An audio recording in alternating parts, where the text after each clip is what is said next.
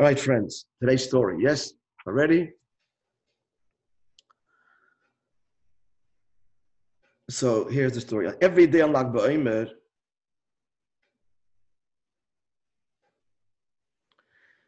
so in the town of Hommel, where they lived, Rabbi Eisel Homler, the whole book was written about him. He's one of the greatest Chassidim of the Alter Rebbe and later the Mittel Rebbe. We'll talk about him on another occasion. So the story here is as follows. The Chevre Kadisha, this is the holy society, the burial society. So their minhag, and this could be true of other places as well, but they used to come to Shul on Lag BaOmer and make a fabrengen. Their yearly fabrengen of the Chevre Kadisha was on Lag BaOmer. I'm just suggesting it may be why they chose this day, because Lag BaOmer is Hilul of Rabbi Shimon Bar Yochai. It's all about the neshama and the eternity of the neshama, and that the neshama is destined to come back into the guf. Tchias HaMeisim, the teachings of Rabbi Shimon Bar Yochai, the Zohar, Chassidic, Kabbalah, is all the achana for Yemeisim Mashiach and Tchias HaMeisim. I'm just suggesting perhaps that's why they chose this day as their annual Chevre Kadisha Fabrengen. So they used to invite, of course, Rabbi Eisel, as he was affectionately referred to. His name was a bit like Isaac Epstein. But they called him Rabbi Eisel to come and join him at the Fabrengen. So once the story goes, so he comes to the shul, to the Beis Medrash, he's about to walk in, and he stops and says, I first want to go to the Beis HaChaim, to the cemetery. And he says, the Bianco, he was the stonemason, he was the one that made the matzevas, please come with me. Okay? No one questioned the Eisel. So Yaakov, this Rabbi Yaakov accompanies him. And also the elders of the Chevre Kadisha also all went, seeing what's going on. And he is walking through the cemetery where people have recently been buried, and he's looking at the new matzevas, the new tombstones. At one of them he stops and he says, Yankel. He says in Yiddish, he says to him, Zog mir nur. Tell me, he says, was hast du da angeschrieben auf sein Matzeva? What did you write here on this man's stone? Pointing to a particular matzeva. And he continued, it was a rhetorical question, and he continued.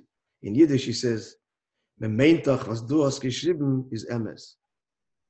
They, referring to heaven, the heavenly court, are assuming that what you wrote is true. And the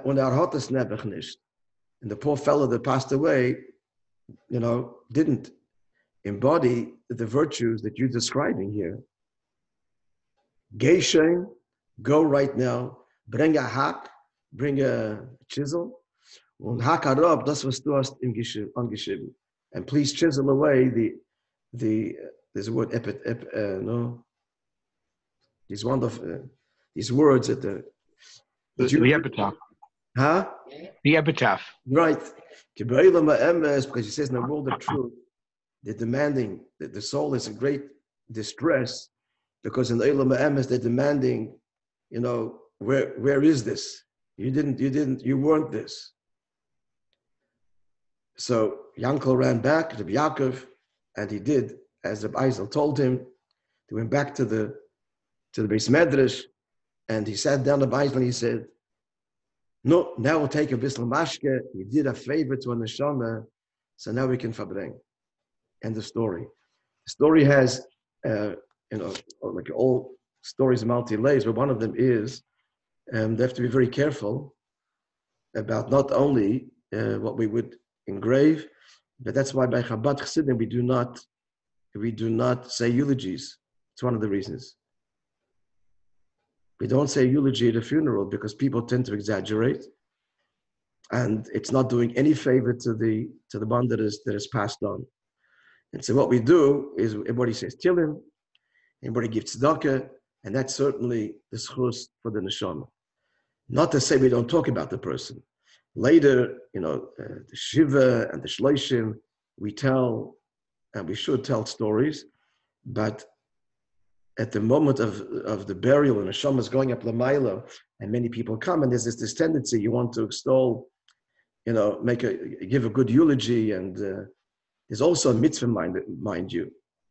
It's a mitzvah to mourn the deceased. The old days used to have, believe it or not so long ago, it was customary in Europe, I don't know if in other places, that they were professional wailers that were hired to create this ambience of mourning.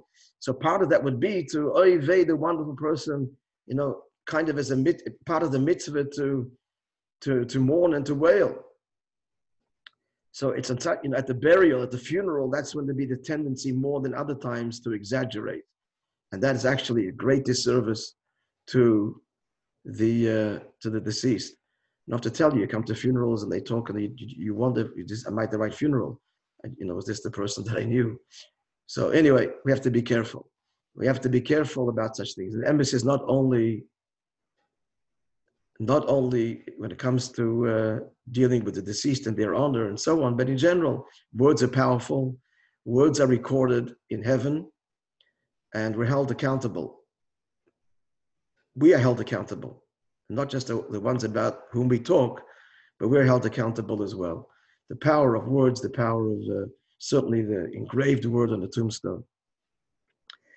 But the other dimension to the story is also the ending. We have to appreciate that beautiful ending of the story, that Rabbi said, no, now we can fabreng. We did a favor to a neshama, now we can fabreng. Pointing to what? What's the whole point of a fabrengen? The whole point of Yiddishkeit is to do a favor to another Jew, to connect to another Yid, soul to soul, heart to heart, and to help each other. So we've done this. With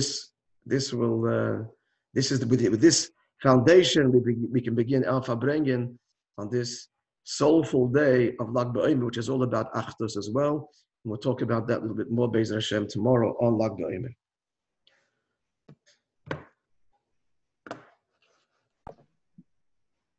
Yeshikor.